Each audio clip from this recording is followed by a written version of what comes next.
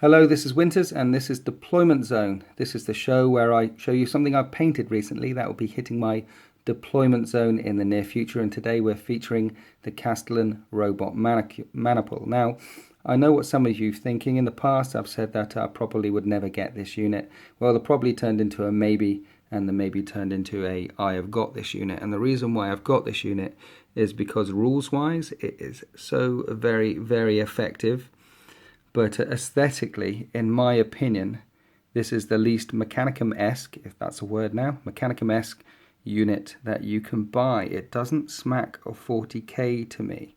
I believe that 40k forged its own narrative when it came to artwork. It didn't try and copy any other artistic styles. It launched a sci-fi game back in the 80s, and it didn't follow any of the tried and tested methods of other sci-fi games.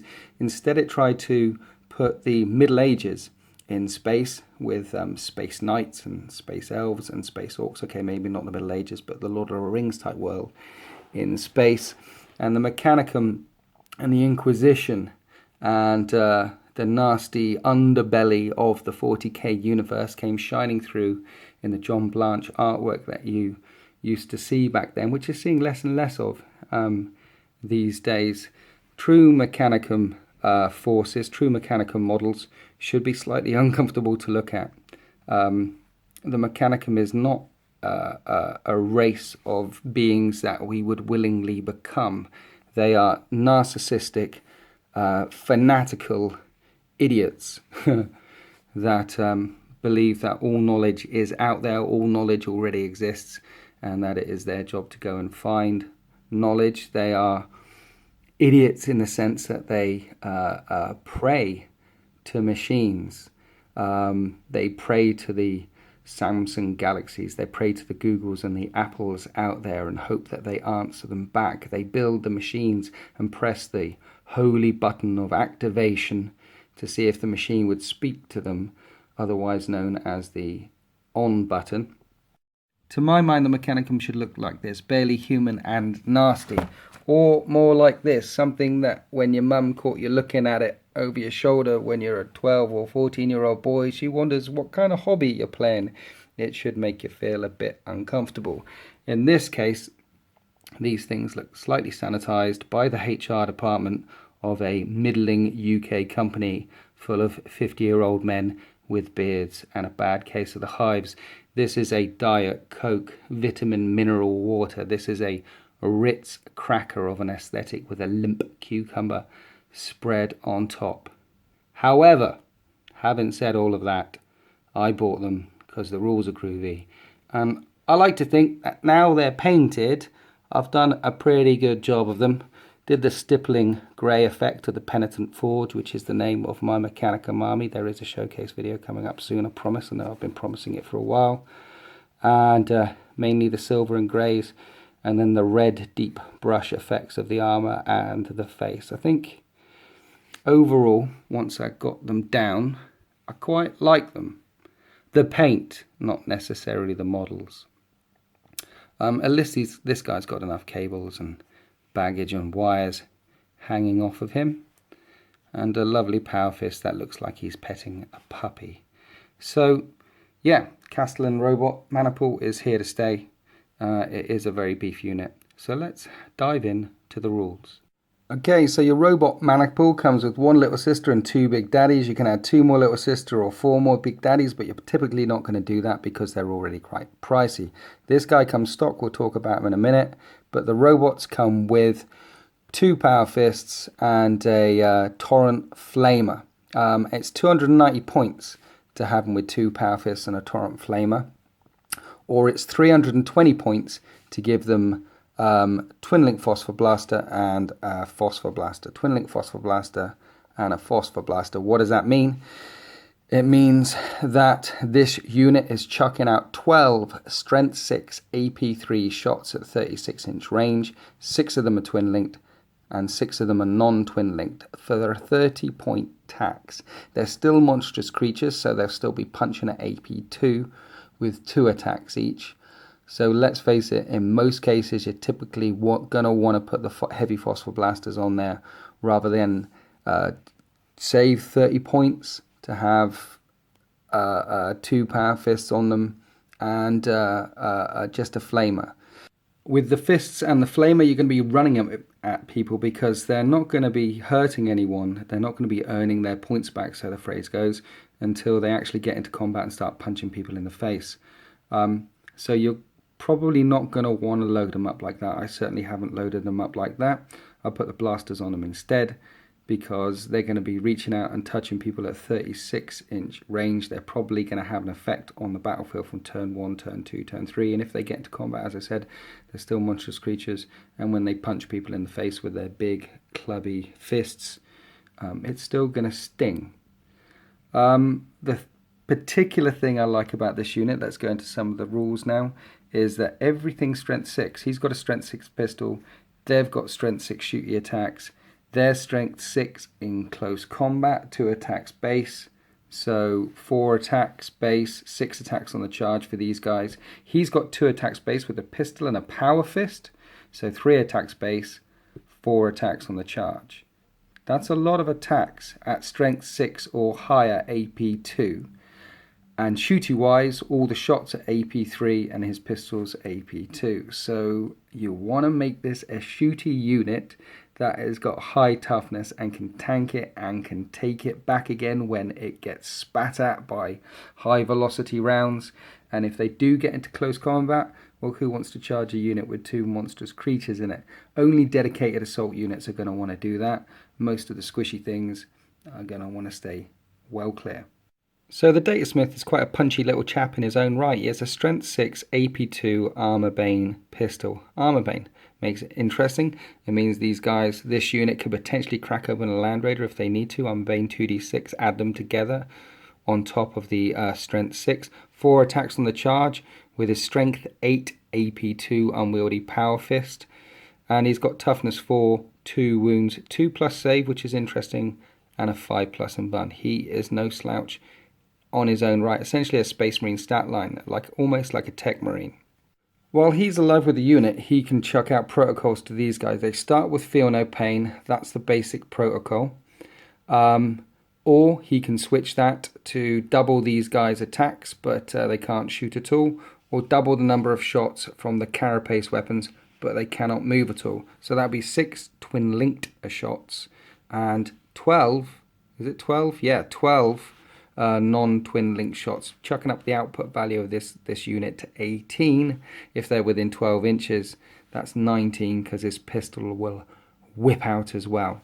So with Feel No Pain at the beginning of the game, those protocols kick off at the end of the turn. You've got to go through a turn, you've got to think about what your enemy might be doing, whether they're coming in for the charge, or whether you're in a good position to line up shots, and then you decide to change the protocol at the end of the turn, ready for it to kick in the next turn. At the beginning of the turn, they start off with Feel No Pain. So you're looking at a toughness 7, 3 wound, monstrous creature with a 3+ save and a 5+ Feel No Pain. That is resilience personified. I like it. I've said it before, but it does bear repeating. Strength 6. Most of the weaponry in this unit is strength 6, so that means they're going to be wounding most infantry in 40k on a 2+, forcing the saves of their opponents. It means that they can hurt the stupidly tough monstrous creatures, the toughness 7, toughness 8 monstrous creatures, whereas strength 4 weaponry doesn't hurt the toughness 8 creatures. It means they can crack open light armor. It means that they can be combat effective against most units in the game. Add a low AP value, which they've got, add a high volume of fire, which they've got, then this unit becomes a very combat effective unit in most turns of the game, and even makes someone who's a die-hard old-school Mechanicum fan like me buy them, even though their head looks like a bottle top, and they look like they've been designed by Sandra in HR, who wanted something rounded and smooth for her child to play with, rather than something dark and dirty, grimdark and dirty with spikes on, which makes little Timmy cry. Yes, I've said it before. I want my Mechanicum designed by someone with a restraining order that you wouldn't want to let near little Timmy. Someone who likes listening to thrash metal, the kind of songs that sound like nails being thrown at a TV screen. Anyway, these guys have one more rule called Repulsor Grid, and I'll read it out because it's fairly complicated. The robots have a 5+ invulnerable save against shooting attacks. Furthermore, every time a robot is targeted by a shooting attack and passes a saving throw of any kind on a roll of a 6+. Now that's important. They don't have to be making their invulnerable saves of a 5+ to get this 6+ rule. They can be making their saving throws on a normal 3+ against their Kastelan robot hide or whatever it's called.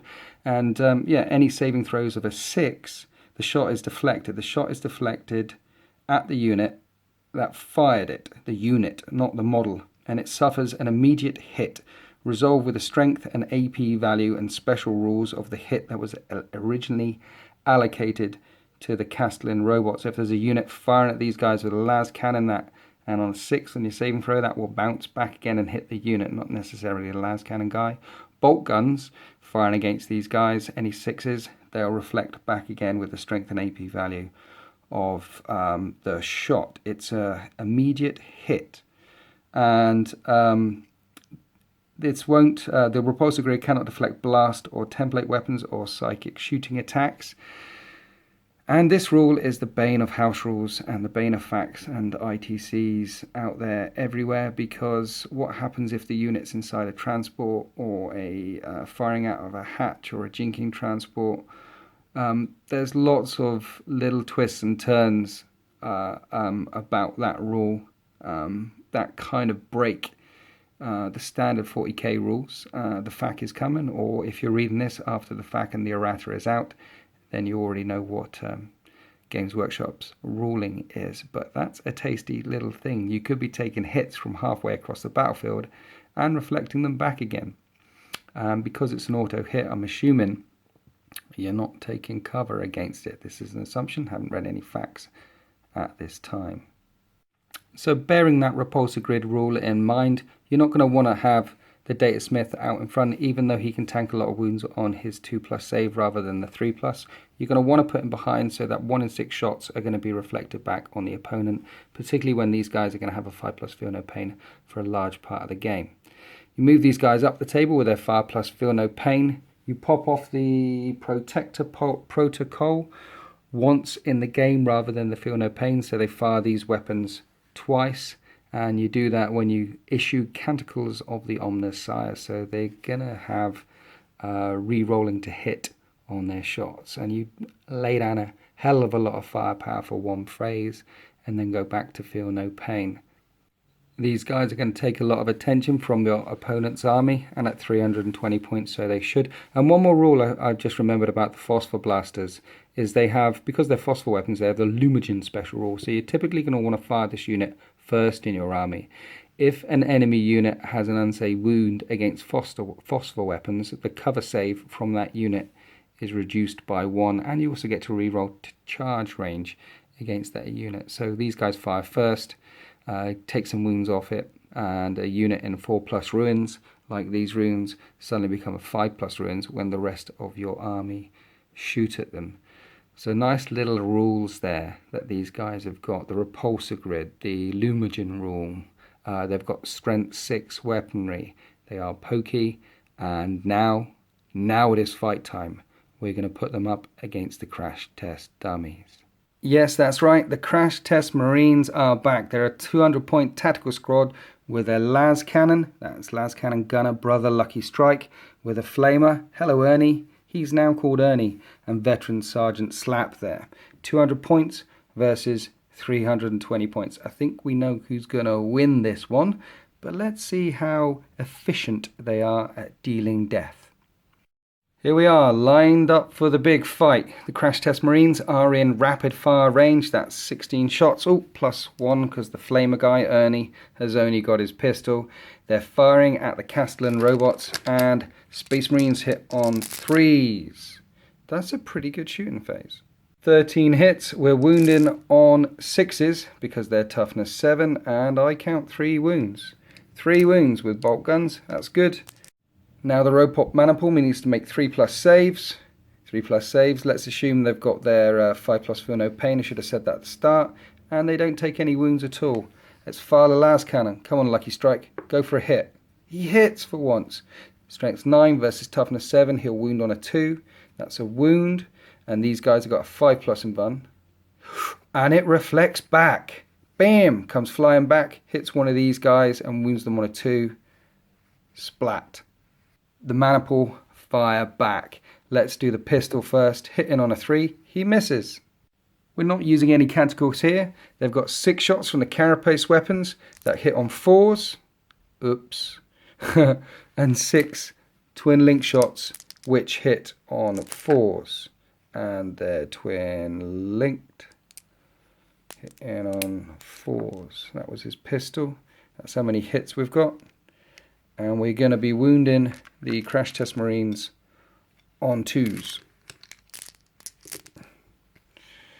Yeah, 1, 2, 3, 4, 5, 6, 7, 8, 9, 10. 10? Really? Yes, 10. Everybody's dead. That's without cover. So let's flip this item of terrain now, put them in cover, and see if they last a bit longer. Okay, here they are in cover, all nice and snugly. The Crash Test Marines are moving in for the assault this time, and the Kastelan robots feel no pain is in effect, but no canticles of the Omnissiah. So let's chuck 6 dice, non-twin linked. Look at that, only 1 hit. They might survive this time. And 6 dice that are twin linked. And these hit on 4s. Reroll. So 6 hits. Wounded on 2s. Wounded on 2s. And that is 6 wounds with a 4+ ruin save. And they made every single one. Well done, people, well done. Then the Gamma Pistol. And he misses again. You're almost as bad as Lucky Strike. Quite pleased with the result, really, because I wasn't going to rapid fire these again, because we know that these are very, very resilient, and if they're very, very lucky, the Crash Test Marines might get 1 wound on them. So as all of them survived, let's actually try and charge. So the Flamer is there. There's Ernie. He's got his template on all 3, and he'll wound them on 6s. Strength 4, toughness 7. That's a wound. We've got a 3+ save, which they make. And then we're going to have 9 pistol shots coming in. Go, 9 pistol shots hitting on 3s. Bad shooting, boys. Bad shooting. Only 5 hits. Wounded on 6s. That's a wound. And we've got a 3+ save, which they don't make, and a 5+ feel no pain, which they don't make. So they actually drop a wound. Then these guys charge, and they get to Overwatch. So 6 non-twin link shots hitting on 6s. There's 1. And 6 twin link shots hitting on 6s. There's 2 already. Let's re-roll these 4 to see if they get any more 6s. Okay, so 3 hits in total. Wounded on 2s.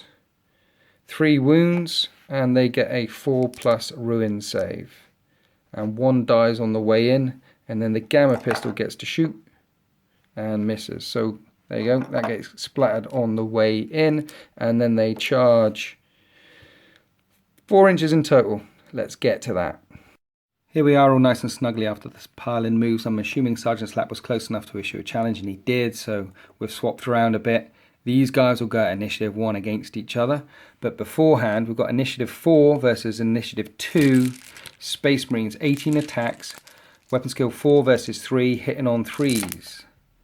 And there's a cock. And that looks pretty good. Crash Test Marines are feeling a bit punchy today. They only missed twice, but now they wound on 6s. That's 3. 3+ saves to make. 1 5+ feel no pain. And takes a wound. I'll put him on this guy now, because that was in a shooting attack. This is in close combat. Spread it to him.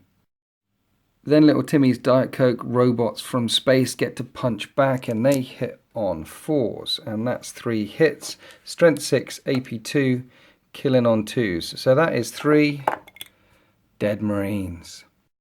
Now we get to the challenge. Sergeant Slap's got 2 attacks because he's a veteran. He's got 1 for his loadout, bolt pistol and a fist, and he's got 1 for his charge. And this chap's got 2 Data Smith plus 1 for his loadout.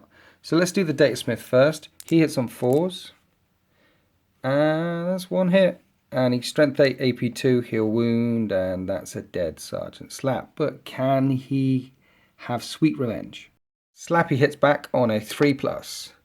And that's 2 hits, not too shabby. Strength 8, AP 2, 1 wound. And the Datasmith has got a 5+ invulnerable save, his refractor field. And they kill each other. Splat, splat. The Marines lost the combat by 1, so then they need to make a leadership 7 roll to stick around, which they make, and we're going on to round 3. Okay, let's find out if the crash test Marines are still feeling punchy now. Sergeant Slap has been slaughtered. That's a lot of S's. They're hitting on 3s. Oh, look, they're still feeling punchy. They're going to wound Timmy's robots on a 6. That's 1 wound. And the robot gets a 3+ save, which he makes, and then they punch back. So the child-friendly robots are going to be hitting back on 4s. This could sting a little bit. And they're wounding on 2s. And that's 3 more Marines dead. So they need to make a leadership 5 roll, which they make, and it's Lucky Strike and 1 more Marine. Punching back. And only 1 hit. Need another 6 to wound 1. Doesn't wound. And then the robots themselves, 4 attacks back, hitting on 4s. And yeah, this could be the end, guys. Sorry about this. Everybody's dead, Bob. Everybody's dead. Okay, let's wrap this video up. So even though these models look like they've been designed by a hairdresser, and that's no offense to any hairdressers out there, or indeed no offense to anyone who quite likes the aesthetic of these models. It's just my opinion. I'm not particularly fussed by them myself. I think if you give them a good job, good paint job, they come out quite well. I quite like the overall effect. I quite like what I managed to do with them in the end. And I'm sure I'll be a hypocrite in 6 months' time and say, yeah, they're brilliant, I love them, they're very pretty, because they end up smashing face on the battlefield. Anyway, enough about the aesthetic, Winters. That's the video. I'm sure we can agree that these guys can take a beating in a close combat and assault, and they certainly dish out a beating. They've got that magic strength 6 number, and they throw down a crap ton of firepower. My advice would be never load them up with the power fists and the flamers. Just give them lots and lots of guns, and use them as a fire base and to pour death down upon your enemy. They've got some interesting rules with that repulsor grid, yeah, the reflector field thing, and they've got interesting rules with the Lumigen special rule as well. So all round, good unit for 320 points here. I hope you're enjoying these deployment zone videos. I know I'm enjoying making them. I'm certainly getting a little bit attached to the crash test Marines and seeing them succeed or fail. A little tear rolls down my face whenever Sergeant Slap gets punched in the nuts. I do look forward to seeing how they get on in future videos. Anyway, please leave any suggestions and comments that you have. It's always nice to hear from the community. And happy wargaming.